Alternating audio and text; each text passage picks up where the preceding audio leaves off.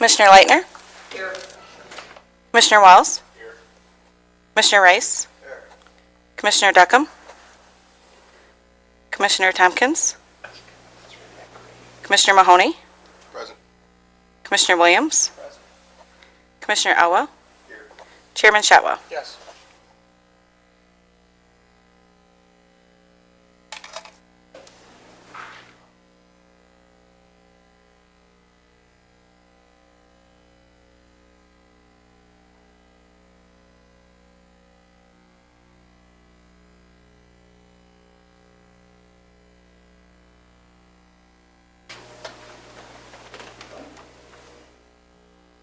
Good morning. The appeal before you today is from Mr. Loken. He had originally submitted a request on August 30th for information dating back to the early 90s for a alleged incident that apparently occurred with what Mr. Loken is referring to as a former Sheriff's Department employee. I contacted the Sheriff's Department, Captain Bassard, searched their records. They have no record on file anymore of this individual if he was a Sheriff's Department employee. I also checked the Human Resources records. We are only required by our record retention policies to keep personnel files for 6 years, so and because of space issues, I mean, we really have to kind of stick to that, so we don't have any information. So Mr. Loken was denied based on the fact that we really could not find anything related to the individual that he was referencing. And if I may, beyond that, if I understood correctly, Joni, it's beyond the fact that we don't have a record. No one knows this person. Right. No one at the Sheriff's Department was familiar with the couple of different names that Mr. Loken referenced in his original request. I mean, you know, if he was ever an employee, no current Sheriff's Department employee can recall him.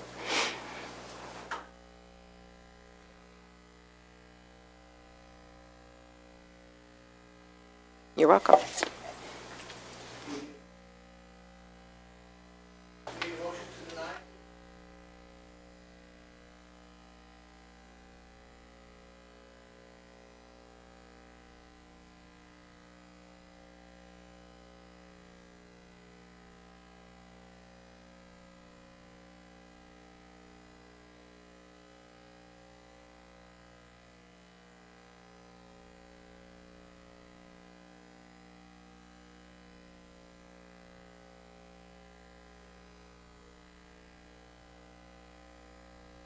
Yeah, I mean, if we would have had the information, any information, we would have certainly looked at it to see if what we had met his request, yes.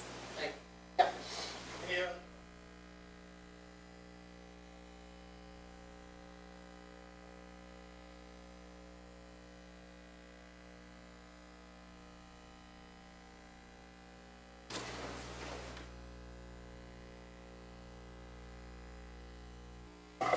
Good morning, Mr. Chairman, Commissioners.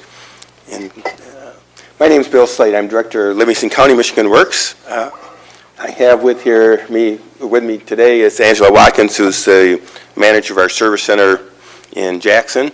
I think stuck in traffic somewhere on US 94 is my Deputy Director Shamar here, and he may wander in if he gets out of traffic. So one of the challenges of a multi-county region is navigating our local highways and byways. So wanted to give you an update today, a little bit about where we've been in the last almost 2 years since this county commission and four other county commissions in the region formed the Southeast Michigan Consortium and Michigan Works Southeast. Give you a little update. We presented you with our annual report and want to go over some of our strategic plan objectives as well today. So that's sort of my agenda. Roughly, just to give you a little bit of information about us and about the region that we serve now. We're a 5-county region serving the counties of Hillsdale, Jackson, Lenawee, Livingston, and Washtenaw, with a population in those 5 counties of over 850,000 people, labor force of over 440,000 people, and really a current unemployment rate somewhere in the 4% range Jackson County is a little higher than that. Some of our other counties are a little lower, but roughly in the 4% range right now. But that still leaves almost 18,000 workers in our 5 counties out of work, looking for work, and certainly our employers are looking for workers as well. And also we know that there's over 30,000 people in our region that are either below the poverty level or are working poor, that are really just above the poverty level, and a broken car, sick child, sick parent, anything that interferes with their ability to get to a job could put them below the poverty level. So those are the folks, some of the folks that we're working with and working for, along with our businesses. About 37% of the workers in our 5 counties travel more than half an hour to work, and about 15% of them travel more than an hour to work. You see that more in the eastern part of our region than in Jackson County and Hillsdale and Lenawee, but those are some of the data. So just to refresh your mind on some of our history, we were formed in the fall of 2015 when the 5 counties, through an Inter-Urban Cooperation Act agreement, formed the Southeast Michigan Consortium and merged 3 former Michigan Works agencies into a single agency. The consortium board consists of, and there act as our governing board, consists of 2 commissioners from each of the 5 counties. Certainly want to thank Commissioner Leitner for her service on our consortium board, and we welcome Commissioner Williams, who hopefully will be attending his first meeting December 18th on our next consortium board meeting.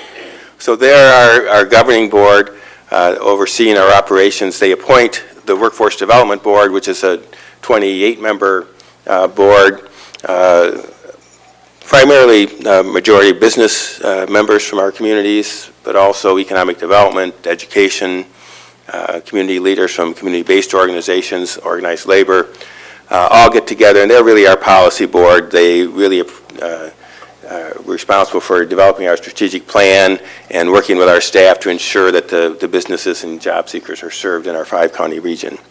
So recently they completed a strategic plan. I'm going to go over some of that with you today, but a little bit more about us before I get into that. We have now a operation that has 5 service centers, 1 in each of our 5 counties. The Jackson Service Center is just down the road. And we have 70 direct staff that work for our organization, 15 contractors. We contract with a number of organizations where we either legally can't provide services because of some restrictions in the law, or because there's other community agencies that we think are better able to provide that service. We have 40 career advisors that work with our job seekers and 10 business services staff that work with our business community to fill jobs and to provide opportunities for training and development of their workforce. And we have a leadership team of 16 staff. You see their job titles in your report as well. Don't need to go over all of those with you. But I do want to spend a few minutes talking about our strategic plan.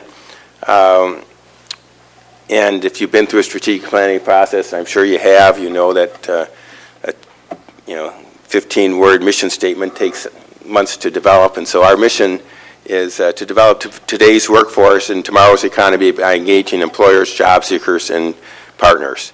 Our vision is a community which fosters and sustains a strong, diverse economy where people can live, work, and prosper. So we've developed a plan around that mission and vision. We're implementing that plan now. We have some values that go along with that we certainly want to be responsive to employer needs. We believe that our primary customer is our business, our employers. If we aren't training and preparing people for the jobs that exist in our communities, we're not doing our job, and we can't help our job seekers be successful. So we pay a lot of attention to what our business partners are saying, but we also certainly value our partnerships with our community organizations, with education, and certainly with the community as well. We have a value for innovative leadership. We're always looking for new ways and better ways to serve our community. And certainly our career advisors, our staff at our service centers certainly believe in service with respect. Everyone that comes in deserves the respect that they deserve as a job seeker. So, and then we want to be stewards of your money as well, and our taxpayer money. We want to make sure that we're accountable for the dollars that we do receive. So, what we see our workforce board as really as a leader in local work and workforce development in our 5-county region. We're certainly working with our partners to make that happen. And again, we want to leverage the resources we do have to be the most effective stewards of our resources, the taxpayer monies that we can. So that's a little bit about our strategic plan. Each of our those vision elements that you see have a work plan around them with measurable goals and objectives. We'll be developing a dashboard around those that we'll put on our webpage and distribute to you as we go through the next year or two. But that's what we really spent the good share of the first year or so of operation doing, is figuring out what we want to be as an organization and how we want to serve our communities. So you'll see that as we go through.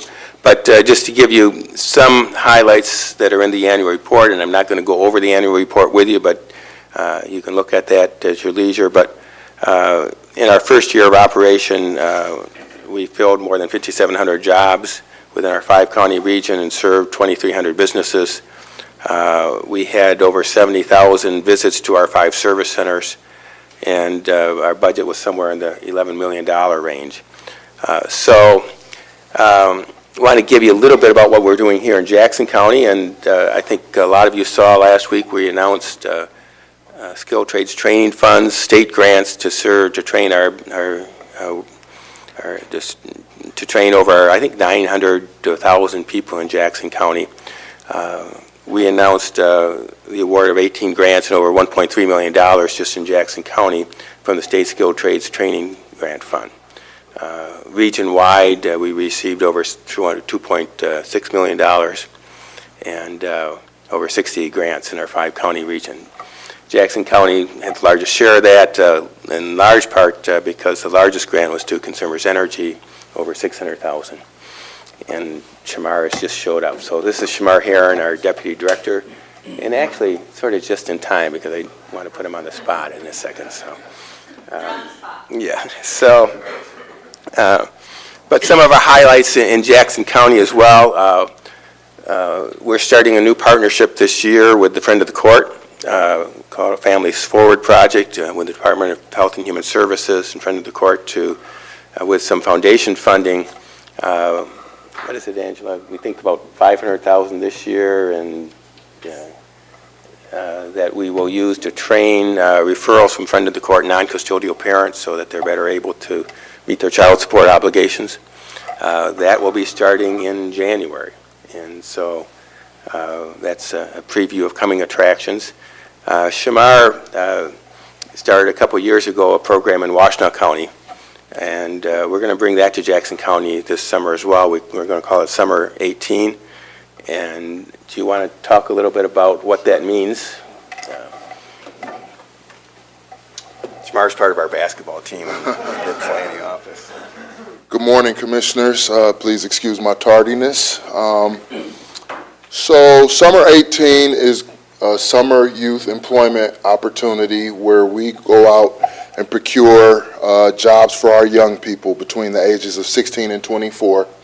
We're going to be looking and leaning on you, not too heavily. I'm not the smallest person, so I won't lean too hard. But we're going to be looking for you to help us go out and work with the business community so that we can prepare and expose our young people to employment opportunities. That's our mission, and we want to make sure that our young people understand the opportunities and the careers that are available to them early on, because we hear so often, you know, once you get out of school, what are you going to do? No, they need to be preparing themselves prior to graduation to understand if you are moving in the college track, what sort of curriculum do you need to be studying? If you're not going to college, what other skilled trades and opportunities are available for you to gain some sort of credential or certification. And that will only happen if we make sure our young people know what's available in Jackson County. So you'll be hearing from us. We're going to be out in front of the chambers. We're going to be out in front of JAMA and some of your local business associations, garnering sort of the jobs that are needed to make sure our young people get the wide swath that's available to them, because so often they only hear about the top 5 positions: an engineer, a doctor, a lawyer. But they need to know that you can make a fine living through a number of opportunities, and we believe that they are here. Last year we had 150 young people who started. We ended with right around 100 in Washtenaw County through a partnership with the University of Michigan. The one ask that I'll make now, and it might be pushing it a little bit, but we are going to need an employer of record. That's the biggest piece. So in Washtenaw County, the county is the employer of record, and it helps with the payroll and the HR and all of the things that are necessary for someone to get employment and payment. So I'm just dropping that little nugget now. I'll come back begging a little later, but make sure you understand that this is a fantastic opportunity for our young people. Thank you. So just to add a little bit to that is the jobs really it's a public-private partnership. So these are jobs where the businesses really are providing the wages. We're doing some of the infrastructure and the backbone of the project, but it, for the most part, involves no public money. Nope. And so in terms of the wages so these are real jobs out in our community. So some of the other things that we're doing, certainly with partnerships with the county, we're working now with parole and probation office, again, for returning citizens, trying to get them into work as well. We have a lot of partnerships with our education partners in the community. Michigan Works Southeast actually operates some of the adult education programs. We have partnerships with Jackson College, sort of a unique partnership, which is a model really throughout the state, where we provide some adult education classes on campus where the students can come in that they need remediation in order to be successful in their college program.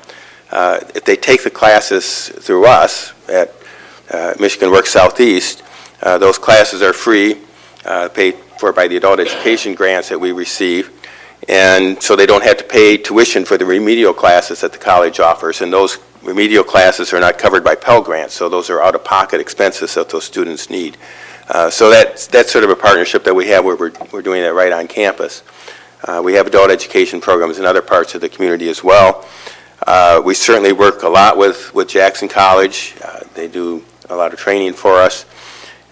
Work with the schools as well, the local school districts. And certainly work with our community partners here in Jackson County, both to recruit job seekers but also to make our presence known in the community. And there's a number of those partnerships listed in the report as well. So that's just some of our highlights. We certainly, again, want to thank Commissioner Leitner and for her service to our board, and answer any questions you may have about what we're doing. And I know that our business services manager, Jim Kuchu, comes here once or twice a year to give reports, but certainly wanted to update you on what we're doing. So, questions, comments? Just had a comment. I just want to thank you guys, one, for coming in for the presentation, and say that this Summer 18 program is so on time right now, especially in the city of Jackson. We've had, I think, 6 deaths of young people between the ages of 18 and 25 in the last 6 months, and one of the biggest outcries is the lack of opportunities for employment. So we actually have been doing some research on summer youth programs and how we can start one, or what we need to do within the community, and this is right on time. So I just wanted to say thank you. And also just want to say thank you to Ms. Watkins for the tour also the other day, and all the useful information that she gave us as well. So certainly all the rest of you are welcome to come into the service center anytime, and Angela, I'm sure, will be accommodating to. So.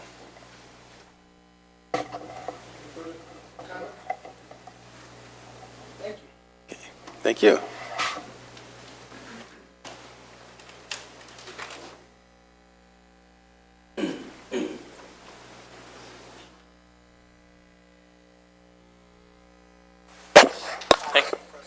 Thank you.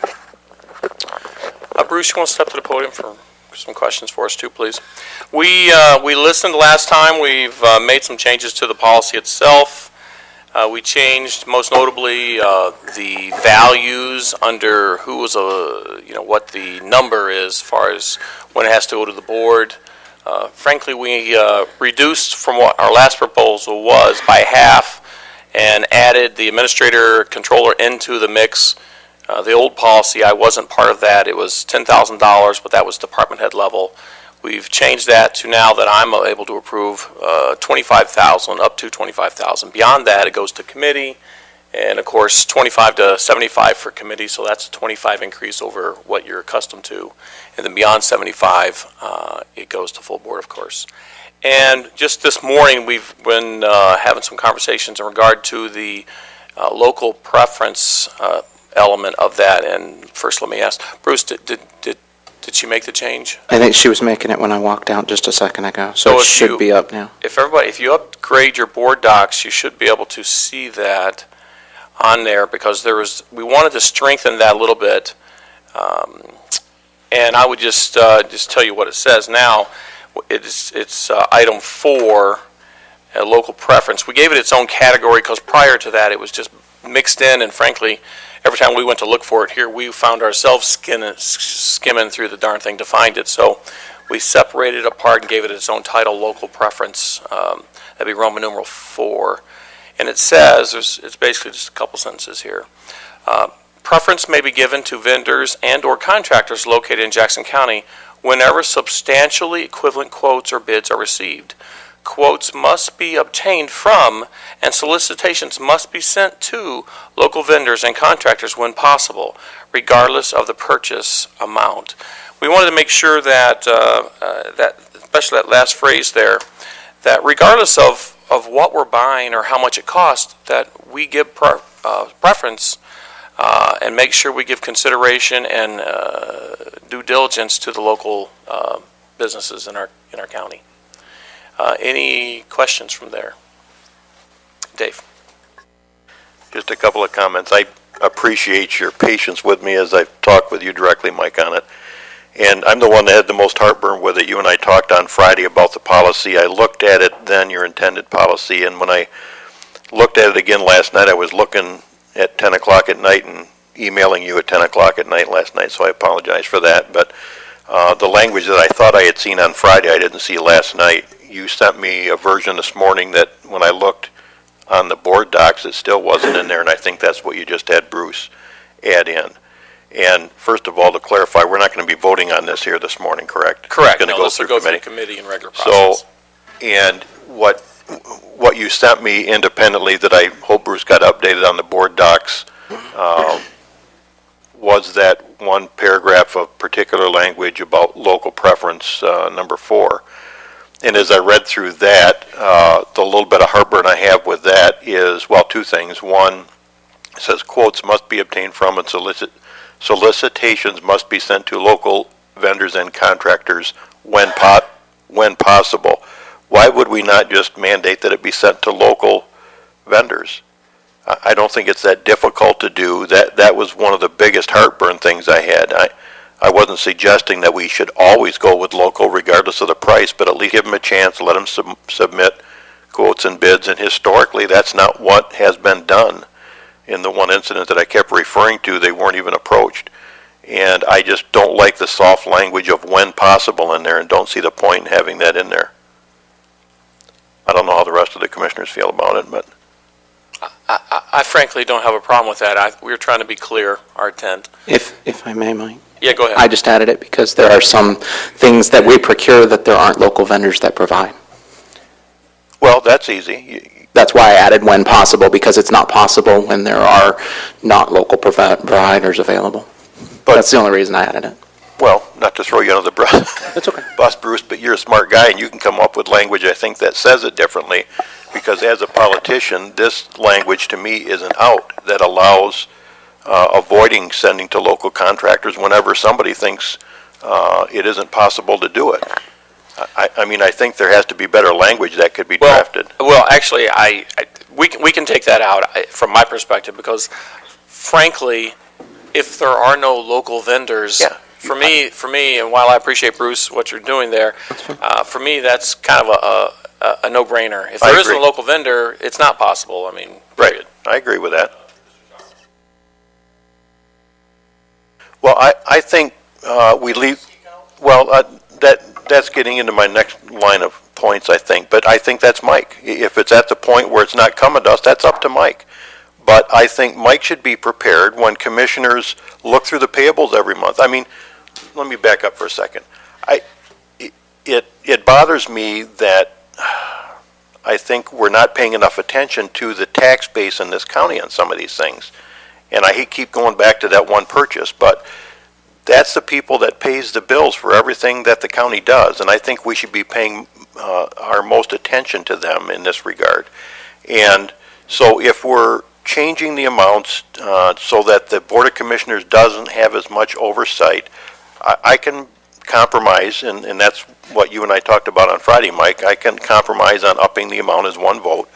But I still want to be able to know that if I call you up when I see something in the payables, you have something you can reference to pull through to say, yes, they checked with here, here, and here, or they didn't check with here, and here's why. That's all I'm looking for.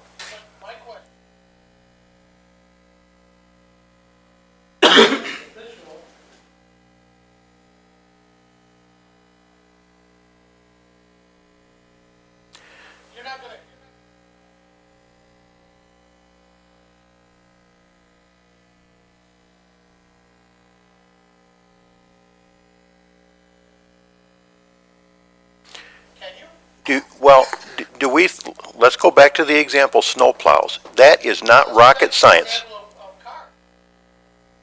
State purchase, but there's language in there for state purchase or collective purchases. Because the state is doing all the work for us and bidding all that. If you want to get a local quote, you can, and I'll give you an example. Steve, at my employer, we have a Ford dealership in town, and we have the option to buy through state purchase, which we've done for patrol cars, and we also look to them, to Brooklyn Ford, and we sometimes buy from them directly and have to pay a little bit more, but they take good care of us, and we weigh those things, or the township board there does. You could do the same thing here. I think we've had discussions before about going to local dealerships to get a quote. Do it if you want. But I'm just looking for a way to protect, in my opinion, protect the local tax base. And when our county is not even reaching out and getting quotes from people that sell something as basic as a snowplow, that bothers them to me. I'm going to tell you.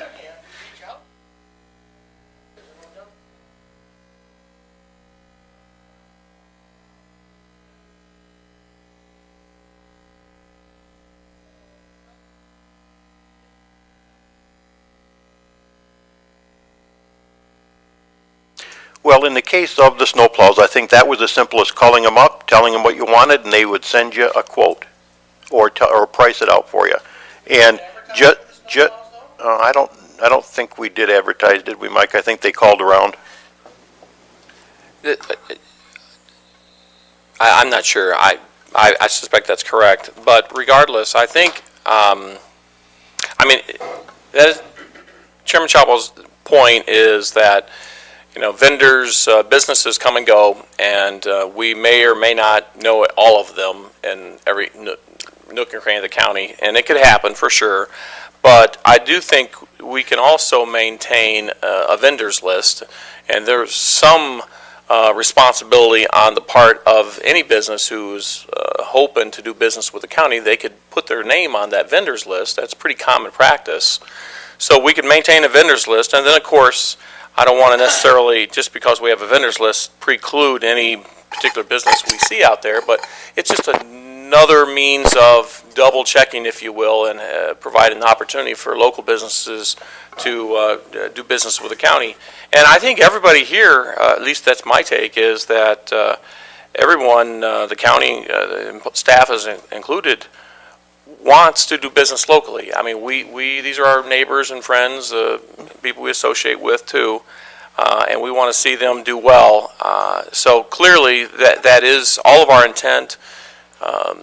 It could happen that we for some reason miss somebody. I mean, that could happen for sure. But no, by and large, we want to do business local too. It's convenient. And I get the minutia of it when you start talking paper clips. I get that. But there has to be some kind of compromise, I think. And, as a commissioner, I don't mind it coming before committees and us looking. I didn't mind it when it was the 10,000 level, to be honest with you. And that's where we can ask the questions to make sure that we're doing our jobs as elected officials of just overseeing it. And, when Mike began talking about it, it was at 10,000. They wanted to move it to 50. And it ended up at 25 is what he's recommending now. And I see that as a compromise, but as long as there's an assurance that you're going to seek out local bids, I'm not comfortable leaving language in there that's soft language that allows the avoidance of seeking quotes or bids locally. But I get it that, you could get down to the minutia of it, but there's got to be some happy median. Well, I don't have a problem unless some other person on the board objects taking out when possible, because frankly, it's not possible to buy from a local if no one is here selling it. So to me, that's pretty straightforward. I can pull that out and we can have it ready for our committee and we'll bring it back to committee and go from there. Unless there's other objections or concerns or questions about it. Commissioner Williams, I'm sorry. I almost said Blodgett. Sorry. That's okay. That wouldn't be all right. That would be fine. Just in line with what I'm hearing, and forgive me if I'm a little bit rusty in this, but the job of the administrator obviously is to get the feeling of the board, and the job of the board is to trust the administrator. And I think it's clear that the board wants us to work with our local vendors, and really to bend over backwards to do that. And I think that, and just as a point of reference, when we look at the number 4, the local preference may be given to vendors. I would almost rather see that language say preference should be given to local vendors, because maybe, even when it is substantially equivalent, still leaves an out. And if it's substantially equivalent, I think we'd want to go with a local every time. And the reason for that is you don't need to look further than a medical care facility to see what happens when you have outside contractors and outside oversight working on county buildings that then all of a sudden disappear, and we have no recourse as an institution to go after those individuals, and there's no roots in the community from those individuals to want to be accountable. And so I just think in those really, particularly in those, and I'm thinking about our the projects we have that are multiple projects, multi-$1,000 projects that are going to have a lot of moving parts, that the more local, the better on that. And again, I understand that the job of the administrator is to make sure that they're reflecting the will of the board or the interest of the board. And I'm just hopeful that it's clear that I think when it comes to being a county commissioner, we're the individuals who ultimately are going to have to answer to those individuals who come to us or see us and say, hey, because we're the individuals ultimately responsible for that final decision, even if it's coming from the administrator. Thank you. Any other comments or questions, concerns, or otherwise? Okay, thank you. Thank you.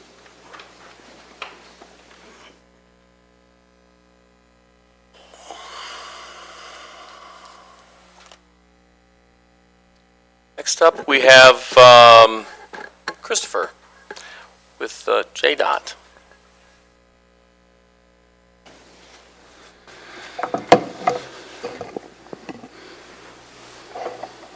Good morning, Commissioners.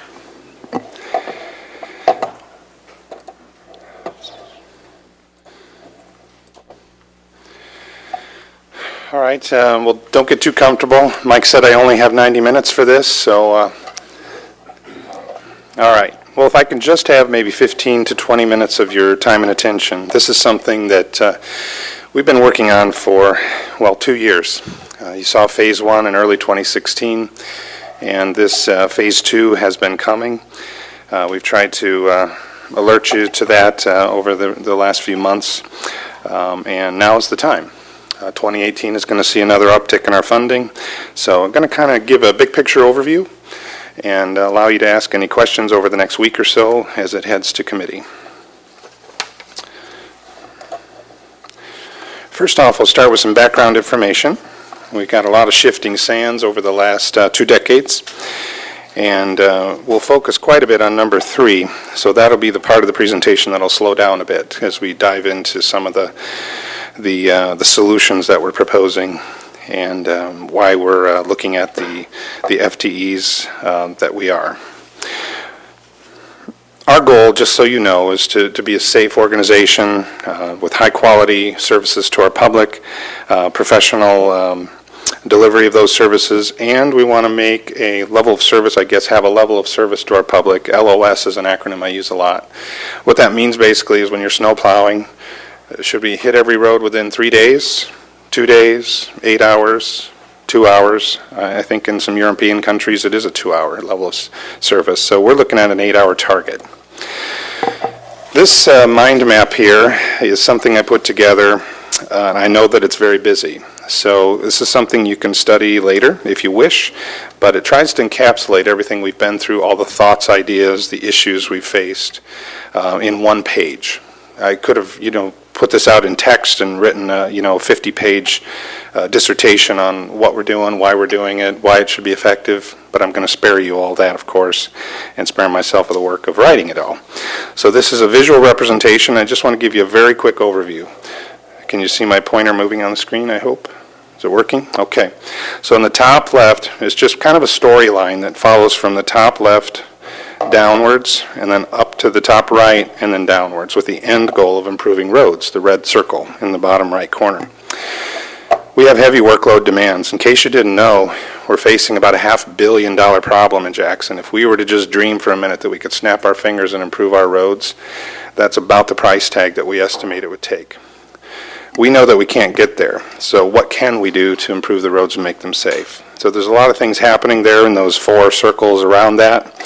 When you defer things, they wind up costing you more money. No secret, if you don't change the oil in your car, your engine's going to go bad. You got a higher price tag. You're going to need a new vehicle or an engine rebuild versus just the oil change costs. So that's the slippery slope we've been on. The funding decline that we've seen, and we're going to take a close look at that in a minute, has caused us to cut staffing. So you see the yellow circles there. That attrition and staffing cuts has taken place slowly over the last 15 years. We've seen a 40% reduction. We were at 125 FTEs in 2000 and down to 76. And that has consequences. A lot of overtime. We're using seasonals all year, not just in the seasons, 20 to 25 of them. And seasonals are great. We get some talented individuals and we get some not so talented individuals. So there's a lot of training and issues that we face and turnover. And then we defer training. There's just not a lot of time to slow down and look at that. We do the critical things, but that's about where we have to stop. This red circle is very important. Risk management, yes. I'm on this slide here, but I could go to the next one if you want me to. Yep, zoomed in, better to read. So the red circle is our risk management concerns, and that encapsulates a lot. We want to make sure we operate safely, avoid litigation, lawsuits, and maintain safety.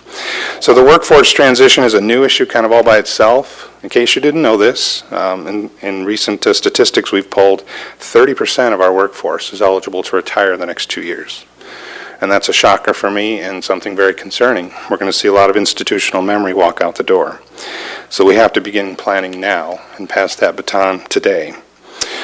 So I could have put this now facing unprecedented workloads over on the solution side on the top right, but it's actually a challenge given our current staffing. So it kind of just ties to the solution that we're exploring here. So let's dig into the funding real quick. This is a 30-year snapshot that shows basically what every county in the state has been facing all the way back from 1982 to today. And the box represents the last 20 years since gas taxes were last increased. You see the uptick here at the edge of the box where it climbed right after the gas taxes were increased, but then nothing happened. For a while, it was fine, but then in 2003, people started to consume less fuel, and it started to trail off. And for a few years there, maybe 3 or 4 years, for most county road agencies, it was sort of a surprise. But then it became a harsh reality towards 2007, 2008, especially as the economy went through its transitions then.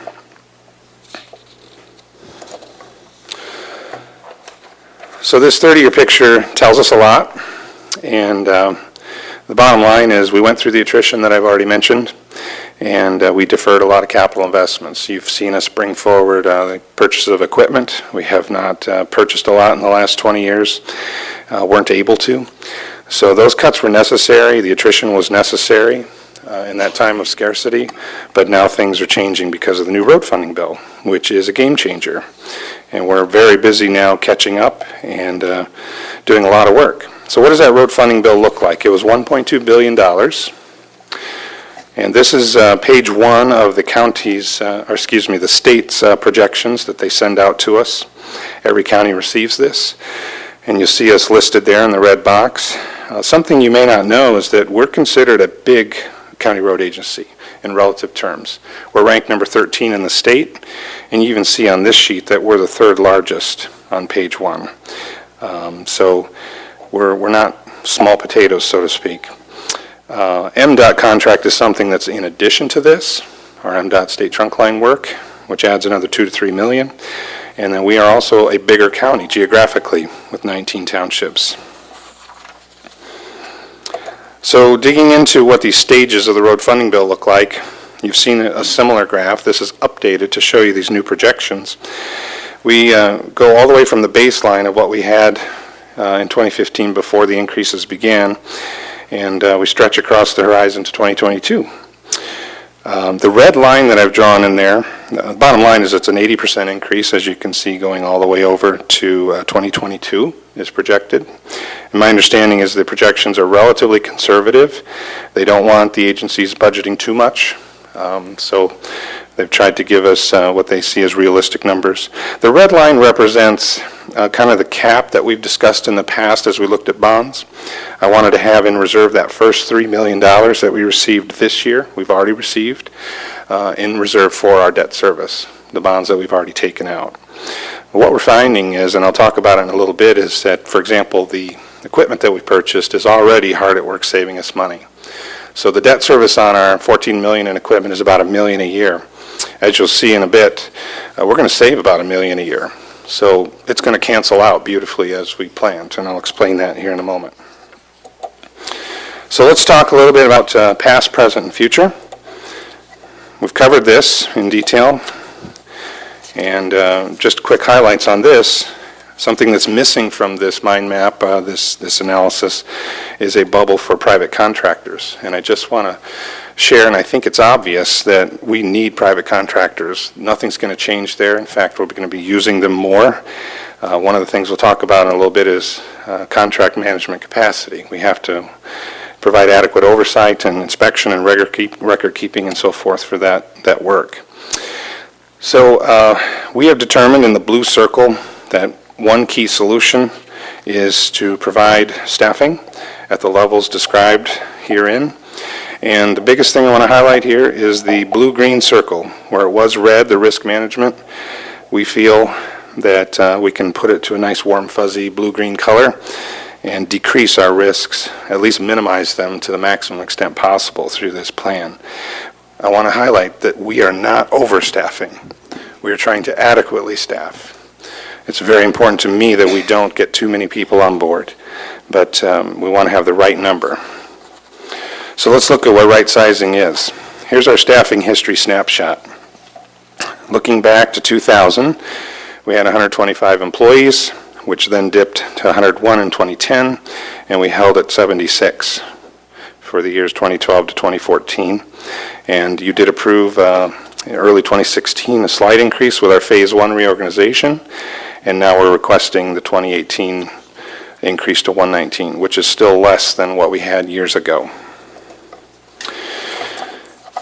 I provide this mostly for reference, this existing organizational structure. So let's shift and get into the meat of our proposed. This here is a simplified version, which breaks it down basically into groups. You have Administrative Services Group on the left, and then you go to the Operations Management Group in the gray and the blue. The distinction between the blue and the gray in that center section is that the blue boxes are our association members. In case you're wondering where the union employees are, that's that group in the bottom here.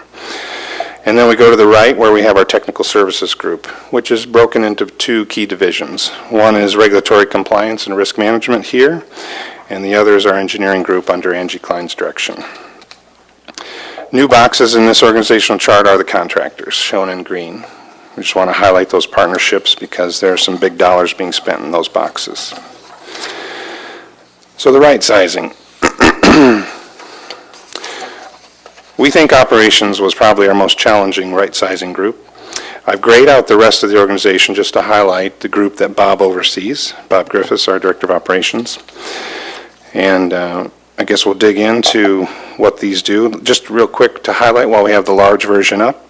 The three boxes in the lower left are districts, Henrietta, Parma, and Clark Lake. They each have a team of 12. We're proposing 15 people working in each of those garages. So when we deploy for snow emergencies, et cetera, or just daily work, we come out of those garages to perform our functions. And the state trunk lines is the longer box in the center. That is entirely funded by the MDOT contract. So you can see we're proposing 7 employees there. That is existing today as a 21-member group. We need those 21 snowplow routes, and the state covers those costs. When there's light work on the state trunk lines in the summer, we basically shift them away to help subsidize our work on county, local, and primary roads. Yes? 14 now in that group, and you're wanting to go to 21? Correct. The state has 21 plow routes. I see. And that is the ideal size for our state group, And actually. equipment-wise, you have enough equipment to run 21 plow routes? We do. Okay. We have 70 plow routes in the county. We have 74 trucks. So 4 spares. What which- typically happens, Dave, if I understand correctly, is they end up pulling people from our other garages to work on the state route. That's why Yeah. you just want to go ahead and go there. Yeah, I'll touch on that in a bit here with snowplow routes that when it snows, we're taking 7 people away or more sometimes if some of the state guys are on vacation or sick, and the county primaries and locals wait. And what about in the off-season, in the summer? Is there enough work on those state routes to keep 21 people assigned yet, or do you not do that? It depends. We're expecting to see some more funding from MDOT through our contract as they get money in the future. Hard to say how much. We're at their beck and call, and it kind of depends on accidents, guardrail damage, and so forth. So the short answer is not entirely, not all season. And that's one thing that MDOT loves about our partnership is they don't have to carry a full-time staff all year. We have the flexibility to pull them off of state work and put them to work on our county, local, and primary work. Are we keeping 14 busy right now, year-round, or not? Oh, on yeah. the state? Oh, yeah. There are times we borrow from them, like when we get into a pinch, chip sealing season and so forth, we do take people, but they're very busy. The Fleet Services Group in the center, that's our mechanics. They have been very, very thin over the last 2 decades, so we needed to put back a couple. And one of the questions in your mind might be, well, we're just buying all this new stuff. Why do we need more mechanics? There's some very good reasons for that. Number one, we were inadequately covered with mechanics. You should have about a ratio of 1 to 20. Every 20 pieces of equipment should have 1 mechanic. We're not anywhere near that. We're about double that right now. So we want to get closer to that best practices ratio. But this new equipment we're getting is heavily computer controlled, very sophisticated, requires training, and requires diagnosis. You might know this if you have ever done work on your car in the past or talked to people who have, that you can't just open the hood and get busy with your sleeves rolled up anymore. You've got to have now literally a laptop plugged into the computer, and it takes some time and so forth. So there's some thinking involved, and we have some very sharp people on the team, and we need to add a few more. All right, so kind of digging into some of the snow plowing real quick. That dictates our right size. You might be wondering, well, how did we pick our operation size to add the 20-some employees that we show? And by the way, the yellow in bold are the numbers added. So each box on that organizational chart has a little plus something in yellow. Chris, can I go back and ask one more question? I'm sorry. Maybe more for Mike. On the fleet services team, hadn't we been talking about beginning to do sheriff's department vehicles with a retirement? And is that factored into this already, or is that started yet or not? If you can elaborate. Yeah, sure. May I answer that, Mike? Okay. Absolutely. It's actually the bottom bullet point on this very slide. Our fleet is 300 to 400 vehicles, or 350 to 400, and we have added the sheriff's fleet of, I think it's 28 vehicles, or 38, excuse me, and that's been going very well. We started in full-time on November 1st, and the feedback we've received so far has been very, very positive. You know, the officers were used to waiting a while to get their cars back, and by the time they had their coffee, the car was done, 20 minutes kicked out, and so they're very pleased. That's the early feedback on an informal level to tell you about. So we're excited to be doing it, actually. It's something that our mechanics team has really embraced. I've used kind of a hands-off approach, let them design how they want to handle it, but they're viewing it as if they're a repair service shop and taking it very seriously. So, If I may add to that, in regard to those fleet services, Christopher has told me that not every one of those people that he's looking to hire is a full-fledged certified master mechanic. correct. There's we do not need that type of person to Yeah, do something. Change oil, that's what it was. Yeah, we don't need the brain surgeon for everything. We sometimes need the physician's assistant or the nurse practitioner or the nurse even. So we're looking at preventative maintenance techs, we call it, to supplement the mechanics group. Because we have our mechanics very busy doing oil changes and you know, vehicle inspections, but the preventative maintenance techs can be doing that work, putting in the computers and so forth. When you're down to the bare bones, obviously every person you have has to be fully certified to do everything because you don't have enough staff. Once you add some staff, you can have some folks who are only half of a master mechanic, a lot lower rate. They can do oil changes just as well. So that's the idea behind that. Yes, exactly. So it has been going well. Yes, that's factored in, short answer to your question. In fact, we have added adequate capacity to possibly assist the county's general fleet. We're talking with Rick Shealy about the benefits of partnering there. He's given us some data on their vehicles, and so we'll be talking with him and getting the details here. But this staffing level would accommodate that. And I just want to caution, we're still going to need private partnerships with local repair shops. We send out quite a bit of work, things that we cannot do as effectively or efficiently. We're always cognizant of that and send out as needed. So our target level of service on plowing, and this is what I came and basically asked the team to do. I was told I was crazy. Told that I was crazy to try to plow every road within 8 to 10 hours. I thought that was reasonable. If we got going 3, 4 in the morning, that we would be done by noon with at least one pass, because you've always got to go back and circle and do it again. It takes 2 to 3 passes sometimes to fully clean up roads. So there's no way we could accomplish that with our given resources. I have numbers in an appendix if you want to dig into snowplow route data, but the quick and dirty, 70 routes, 21 of those are state, which are the highest priority, so we have to borrow as needed, and 49 of those are county. So the 3 boxes in the lower left have to have enough to cover those 49 county routes. This staffing plan still relies on seasonals. We only have 67 total plow routes covered. So we like the idea of using some seasonals. We don't want to overstaff. In fact, we have some retirees that we're trying to put on a roster to call in during heavy snow events, that kind of thing. So we're trying to balance that. One thing that's critical is improving our maintenance programs. One example is brush. We haven't been able to keep up because of the time scarcity we've been in over the last 2 years. What happens to brush if you don't cut it? It grows into trees. Trees are much more expensive to remove, cut, etc. So we're in that trap right now. That slippery slope is hurting us badly.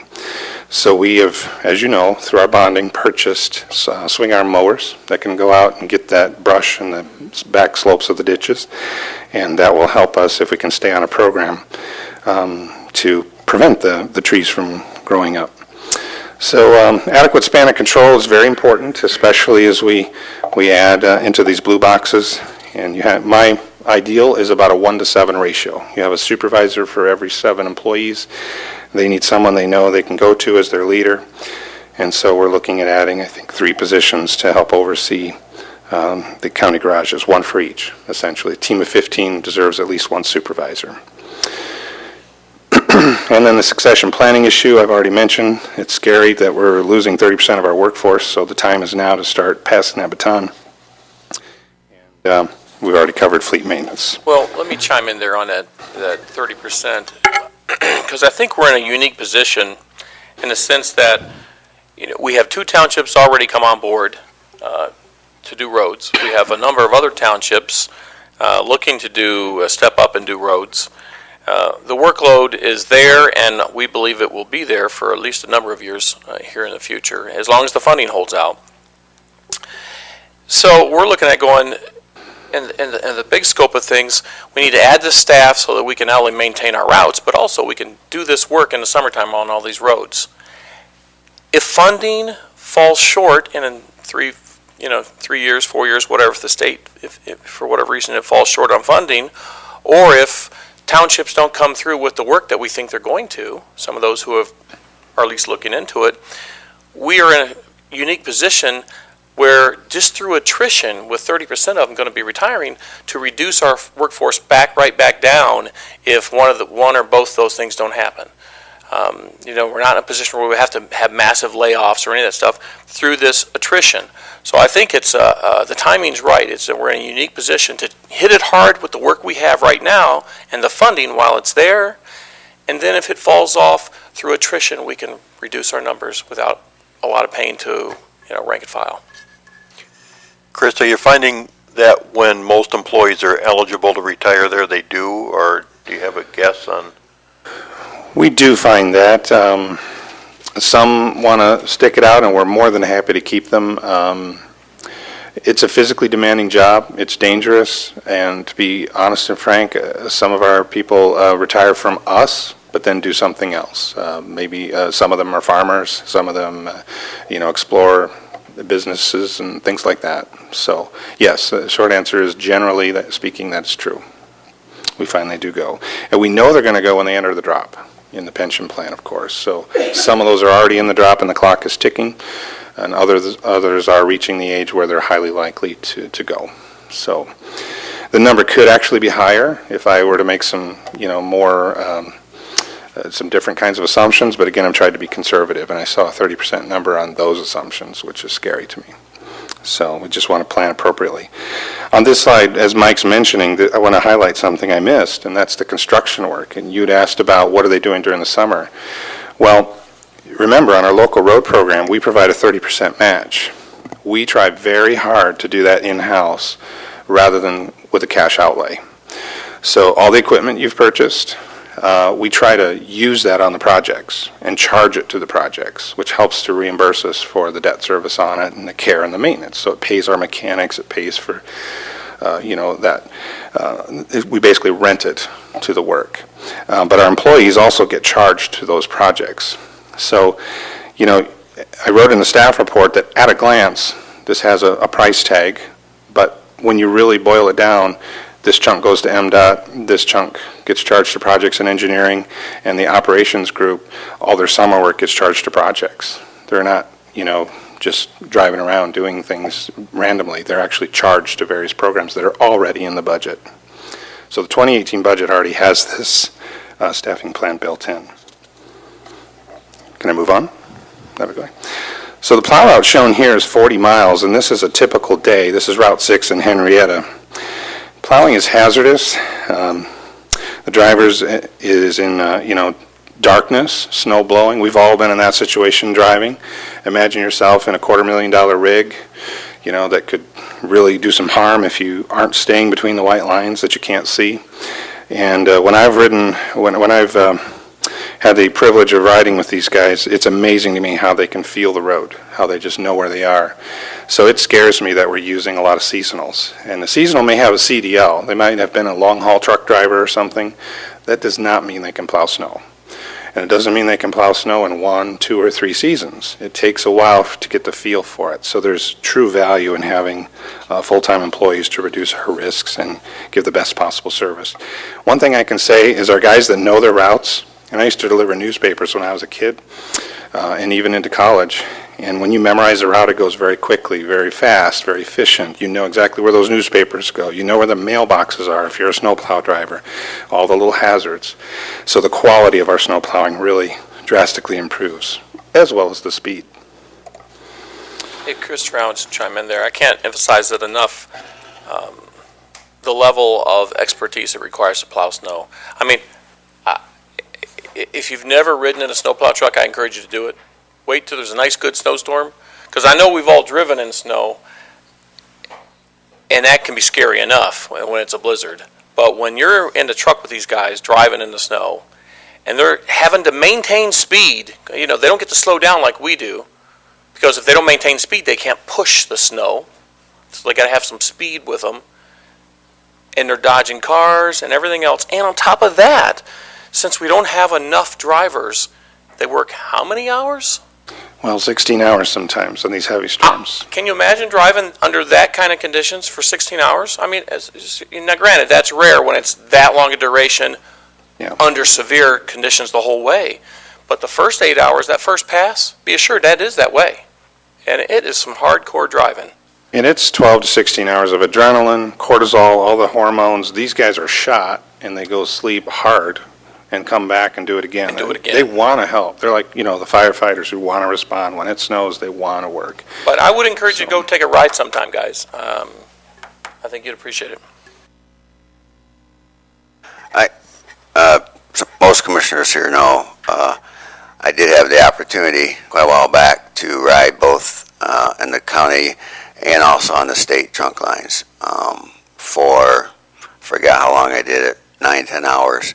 Long time, and that was long enough as it was. I did tell them I'd give them a break and drive myself, but for some reason they wouldn't let me. But Thanks, Carl. Well, I like the idea over the next couple of years with some of the retirements coming to have the seasoned folks show tips and tricks to the younger drivers. I've seen time and time again where new hires get in the saddle and they're fairly reckless and, you know, not as careful or prudent. So it's a very, very important time for us to take advantage of the wisdom we have on staff right now. And I'm really proud of the work that our drivers do. Issues happen, problems occur, but they do a great job. Okay, moving on then to the engineering group, the technical services team. We've lumped in the contractors, as I mentioned, and there's 3 main divisions of contractors. There's the group that our regulatory compliance folks oversee. Those would be the contractors that do work for AT&T, Verizon, and this is not small potatoes. You'll see a 40% increase in work in this category just this year. The fiber optics that span through the county, the Enbridge pipeline, AT&T's fiber work, all that stuff, it goes through us, and we monitor what goes in our right-of-way. We have to. We're legally obligated, and it's important for risk management to make sure they're doing it properly. And we discover problems and issues, and we butt heads occasionally. One of the biggest problems is restoration. People leave a mess in people's front yards in our community, and you probably get those phone calls from time to time, and we investigate and take care of it. But I'll get into the details here. This team is our rocket scientists, I guess I'd say. It's also your insurance, and the public's insurance that our public monies are being invested wisely. Term I use is QAQC, quality assurance, quality control. They're the last measure to monitor things and make sure they're built properly. We are looking at an unprecedented $70 million that's already in the books for the next 2 to 3 years of construction. That's just construction. That's not our maintenance work. That's not our budget. That's just construction work. And we're looking at a likely $120 million over the next 3, 4, or 5 years, especially if 2 of these other townships come forward as Spring Arbor and Summit have. I want to highlight the work and right-of-way permit. This table shown below gives us some numbers. The needs are increasing dramatically. You'll see here our driveway permits and our work and right-of-way permits. Now, the numbers don't tell the whole story. I just mentioned the Verizon permit. That's one permit, but occupies an entire year's work for the team, and one person can't be everywhere. But we've only had one person doing this. So what I've got in the structure is a unique partnership between that division and engineering to pull from the inspectors in the engineering group. So there's dash lines in my organizational chart that show that. But you can see a 40% increase from 2016 of 289 to 402 year to date. I mean, there are a few still rolling in. So we're looking at a 40 to 50% increase in just 1 year. And we don't see that trend slowing down. The economy's picking up, utility companies are doing a lot of work, and so it's important that we stay abreast of that. Contract maintenance, our inspection demands are way up. I just want to give you a couple of figures here. This box here I'm circling, this long and skinny one, this is the contracted work. You see the catch basin cleaning and some of the stuff that we come to you with, paint striping. That is a whopping $5 million per year that one person with light help from others is overseeing, and that has gone up dramatically in recent years. There's also a $6 million oversight of purchasing. All the salt we buy, all the slag, etc., that's all monitored, and every load is counted, every ticket is gone through and reconciled with invoices to make sure we're getting what we're paying for. So this box right here is an $11 million per year group. Coming over here, we're looking at $20 to $30 million per year in the engineering contractor work that we're overseeing. And then there really is, it's hard to put a price tag on that, but it's about a 40% uptick. Fortunately, our permits have a fee, as you know, so we do collect a little revenue that will help reimburse for the extra staffing there. All right, the other big thing, I mentioned rocket scientists at our technical services group, is they work closely with me and the rest of our team. We don't have silos anymore in JDOT. There might have been some in the years past in the road commission, but engineering works very closely with operations. We literally have our foreman or operations folks go out with an engineer to look at problems, problem solve on the spot, come back to the office. So one of the things we're doing a lot more of is proactive asset management. It's been asked before, what are you going to do as you build these new roads in Spring Arbor, Summit, elsewhere to take care of them? We're already putting together those plans. You know, we know that in 2 to 3 years crack sealing is going to be needed. We know that in 5, 6 years that a chip seal is going to be needed. So we're putting that all together. And then a couple examples here of where we're saving money. The full width chip sealing, you might remember approving some equipment. This team actually put together the plan for that full width chip sealing where we do the whole road in one shot. We reduce waste of materials, and this is saving us $10,000 a mile. Let's translate that into what that means, and that's that $1 million per year. Because $10,000 a mile, we should be chip sealing 100 miles a year. Quick math tells you that's $1 million saved each year, which covers that bond payment that we have for all the equipment, not just that equipment. So this is, when I say leveraging technology, this is what I'm talking about, is, you know, taking the crowbar and moving a mountain with just a little force, with some smart strategy. So I show a little graphic of our cold-in-place recycling that we're looking at. We're studying that closely. Preliminary numbers show a 30 to 40% cost reduction. This is very important for our rural townships. After we get done with the urban townships work, we're going to be shifting a huge focus, whether the townships are ready or not, on how we can improve their roads, help them. So lastly, I have this big slide before we go to summary, and that touches on contract management capacity. This little graphic tells the story down below. It's oftentimes, you know, out of sight, out of mind. Oh, we let that contract, they're just going to go do it now. It never works that way, as you know. So you have to have the relationships, you have to have close oversight, you have to plan. In order for a contractor to succeed, they have to have you, us, basically shepherding the process along, making sure that authorizations are in place, and so forth. So a significant portion of our budget is spent every year on these contracted relationships. So, and we expect an increase in years to come, and I've already kind of given you some numbers in the green boxes. So in summary, workload demands, $70 to $120 million, proactive maintenance, very important to us. Funding projections are up. Funding's in place to cover this plan. We carefully designed it to make sure that, that we're covered. 2018 already has it all built into the budget. And as you know, we're looking at future increases up to 80% over what we have today by 2022.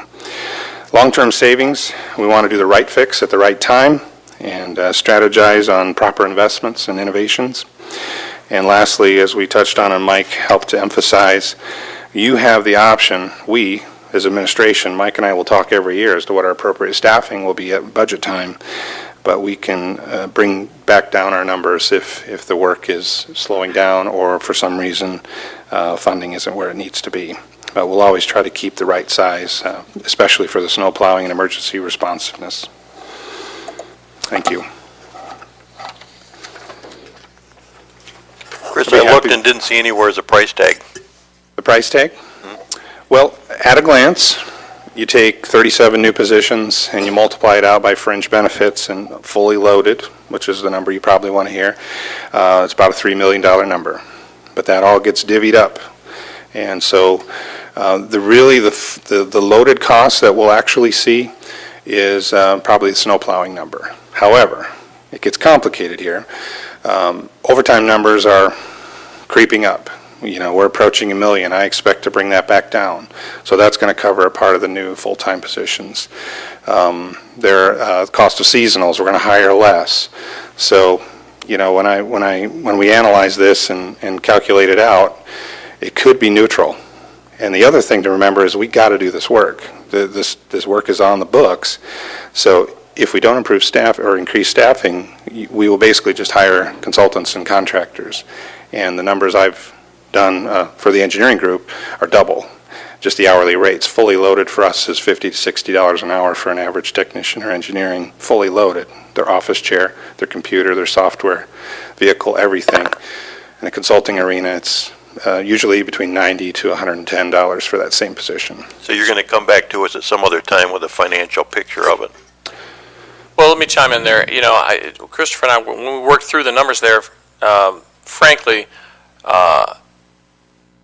I don't see this actually as a real increase. And we can show you all the math parts like he's talking about. There's a lot of moving parts. But the contract work that we have to do will be done whether we hire our staff or we hire contractors. The engineering work for those projects will be done whether we do it ourselves or hire contractors. It just costs more when you hire contractors. Right. So we're always trying to look at what's the most efficient way to do it. Do we have enough work to warrant this person or not? Yeah. You know, but when you say the money's budgeted, it is. This is not like a bunch of new money where we have to budget. We're doing this work next year. We just believe it's in our best interest to hire bodies to do the work for us as opposed to hiring more engineers and more contractors to do the work. In fact, you may see a budget amendment if we don't approve this, because I'm looking at higher costs, as I mentioned earlier. When we put our budget together, we assumed that a staffing plan would go with it. We had to go with best available information at the time. And then, Mike, one more question for you. We've been talking lately about the insurance pool potential settlement, and I'm not normally one to put the cart in front of the horse, but do you recall what that amount potentially would be, and where would we plug that into the road department, if you have a plan yet or a thought yet? Well, any monies that we receive through that settlement of that lawsuit would go into the road department, for one. And our best guess, we were generating, roughly around $100,000 a year that they were returning. I think it was the average. And they have 10 years. So it's been a few years. What has it been, 3 or 4 or 5 years, actually? 4 or 5 now. Mm-hmm. So they may very well owe us, $400,000 as we speak, and then would pay us an additional $100,000 each year until the 10 years runs out, as would be the normal practice for McChrysip. But there's just as a way of update on that lawsuit. While we have prevailed, the appeals court prevailed, agreed with us unanimously. They still have the opportunity to appeal to the Supreme Court of the state. So we'll see. I don't think, frankly, they'll even take the case, but we'll see. But could be potentially upwards of $1 million. The short answer is we try to put every available dollar into the roads. We don't sit on money. We have to have healthy cash reserves, and we work closely with Jim Latham on what those appropriate levels are. And if we feel it needs to go into the cash reserve fund, it'll eventually get spent on the roads if that happens, but otherwise, we'll strategize on the best solution. Well, I'll just make one last comment, that when I looked at it last night, it looked like a lot of staffing and a lot of numbers, but begins to make more sense as you get a more detailed explanation, so. Yeah, thank you. It's a complicated issue, and I really agonized on how to best present this in less than 90 minutes. So, Chris, just in case, if it does go forward, what is is there a process for hiring? I mean, at 4% unemployment and a labor pool that's shrinking, is there ability to fill 20, 25, 26 individuals? Yeah, we're very concerned about that. We've already been talking with our HR director on, do we have a job fair and so forth. One of the nice things we do is we look closely at our seasonals. And a lot of times they enjoy working with us very much, and they let it be known that they'd love to have a full-time position. Well, heretofore, we've had to say there's nothing available, sorry, or unless a retirement comes up. We just offered 5 new positions due to some of the retirements that have already happened. And very, very talented individuals. They're looking to stay local. They, live in the community, work in the community, spend their money here. Their families are here. So we interview every available qualified candidate we can, and we've been blessed, actually, with some talent. And we've got a list of 10 more already to go. Now, we'll strategize, Mike and I and Richard will strategize on timing. I don't expect to, out of the gate, hire all of them immediately. We want to phase this in as recruitment can happen. So there's a process. It's basically a big project that we'll be working on over the next 6 to 8 months to fill the slots. Other question? Yes, Doctor. Chris, your first slide, okay, which showed the revenue from the state and so on, and that where it dropped off because of decreased gas usage. And my question is that, have you looked at in the future in regards to more fuel-efficient cars and what the effect of the electric cars, which is every time I read the paper, there's something new about the electric cars. You go over to Ann Arbor, parking spots got the plug-in things all over the place. So will that eventually decrease that even more? It could. And given the model of funding we have today, that is very true. I know the legislature has been talking and kicking around ideas. I don't know of any movement afoot. Do you, Mike, lately on that? There's a lot of moving parts to that. Know this, that the state legislature will have to make changes to how they fund local roads. Because if no one's buying fuel, there will be no revenue to speak of. That'll be every county, everywhere. But that doesn't mean we still won't have need for roads and repairs and so forth, so they'll just come up with a different way to fund it. I'm not sure what that'll be yet. Yeah. So we have to go with best available information, that's what we've done today. Other questions, concerns, or otherwise? Know this, that this will go to committee, and it'll go to, of course, Tuesday night for ultimately a vote up or down on hiring these FTEs. And so we have a couple more times to discuss. And if you have questions or concerns otherwise, feel free to pass them along, and we'll do our best to address them. I think Chairman Shotwell had a question, or? All set, you just answered. Oh. You get to vote on it twice. Oh, yeah, you get to see this, Not just the for sure. No. Thank you much. Thank you all, and I just want to emphasize a lot of study has gone into this over the last year and a half plus, so thank you.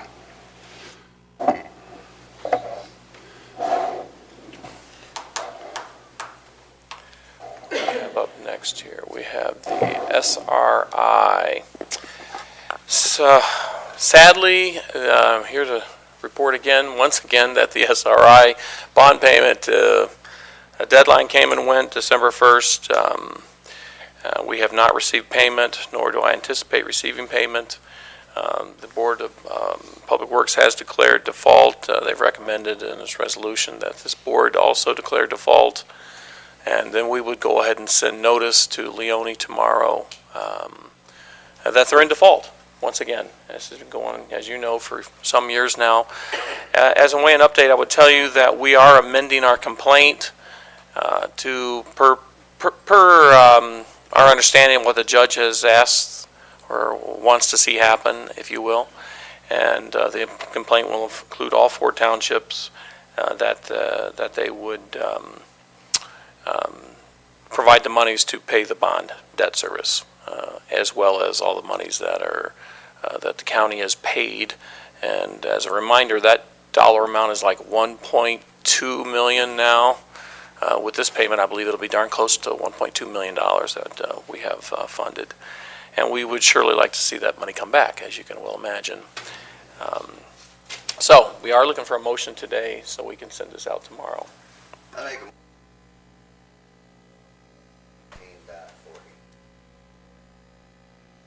A motion and support. Any questions to the motion?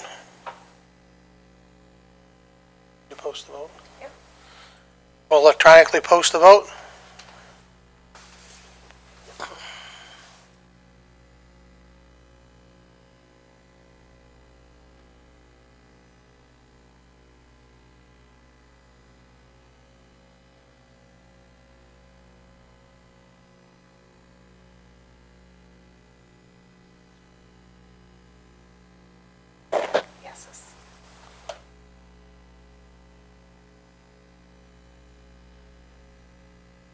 That should have been 9. Oh, Phil's not here, that's correct. 7 yeses. 0 noes. Other items. Commissioner Elwell. Mr. Chairman, if it's appropriate, just a formality to be a motion to appoint John Williams to fill the boards and committees formerly held by Commissioner John Palachik. I think it'll just be till January, if I'm not mistaken, and then we'd have to refill those as appropriate. Correct. So that just covers the month of December for these boards to have a full body to vote. I'd support that motion. Any questions? Hearing none, all in favor, please say aye. Aye. Those opposed, duly carried. Public comment. Commissioner comments. I'd like to, if I could, first clarify my position, Dave. I completely support 100% that we go for local businesses, definitely. And I wasn't trying to make it sound like I was against what the action you were trying to do. I would like it, though, to be the most efficient and clean way to be able to do that, to solicit these people. And the creation of a vendor list would be very helpful, I think, for all department heads that are not in this building or who work directly or indirectly through the facilities department. We just have so many outside agencies. I get that, and I didn't take your comments wrongly, and I tend to overthink things sometimes maybe, but just want to make sure we're doing the right thing, and I've already sent some suggested language to Mike that maybe would help, and that's why I supported the compromise on the amount that Mike asked for when we talked on Friday. Thank you.